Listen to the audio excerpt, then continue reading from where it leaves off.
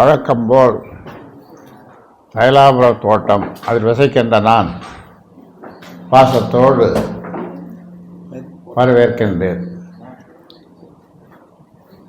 இந்த நிர்வாகக்குழு கூட்டம் என்னுடைய தலைமையிலே சிறப்பாக நடைபெற்றது. 1-2 பேரை தவிர அவர்கள் முக்கியமான வேலை இருப்பதனாலே வர முடியவில்லை. அந்த வகையில் இதில் முக்கிய முடிவுகளை நாங்கள் இந்த நிர்வாகக்குழு அலசி ஆராய்ந்து முக்கிய முடிவுகளை எடுத்திருக்கிறோம். அதை ஊடகங்கள் நீங்கள் அதை அப்படியே வெளிப்படுத்த வேண்டும் என்று அன்போடு கேட்டுக்கொள்கின்றேன். டெல்லி உயர்நீதிமன்றத்தில் தேர்தல் ஆணையம் தெரிவித்தவாறும் நீதிமன்ற தீர்ப்பின்படியும் அன்புமணி பாமக தலைவர் என்று சொல்ல முடியாது, சொல்லக்கூடாது. ஏனென்றால் பாட்டாளி மக்கள் கட்சியிலிருந்து அடிப்படை உறுப்பினர் கூட இருக்கக்கூடாது. அடிப்படை உறுப்பினர் ஆக அவர் இருக்க முடியாது என்று செயற்குழு, பொதுக்குழு, நிர்வாகக்குழு 3 குழுக்களும் சொல்லிய பிறகும் அவர் பாட்டாளி மக்கள் கட்சியினுடைய தலைவர் என்று சொல்லித் திரிகிறார். இது நீதிமன்ற அவமதிப்பு செயலாகும். அதை ஊடகங்களாகிய நீங்கள்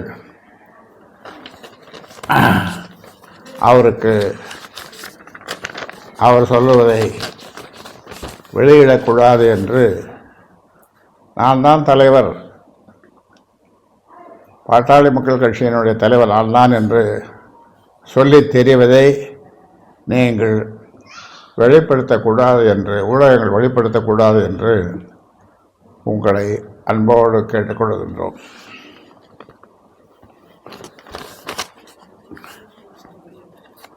டெல்லி நீதிமன்ற தீர்ப்பின்படி பாட்டாளி மக்கள் கட்சியினுடைய சின்னம், கொடி,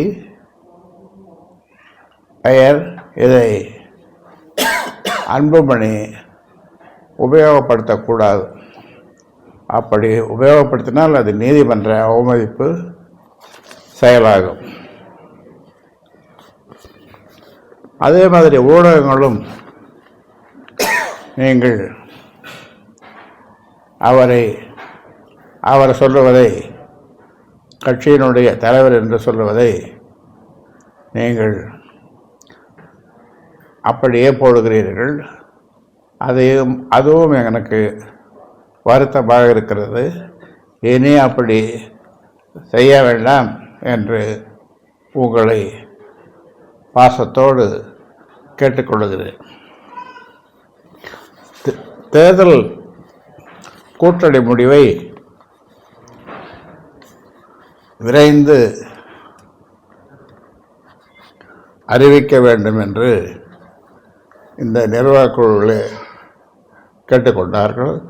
ஏனென்றால் எனக்கு அந்த அதிகாரத்தை சேலத்தில் நடந்த பொதுக்குழு கொடுத்திருப்பதாலே அது பற்றியும் நாங்கள்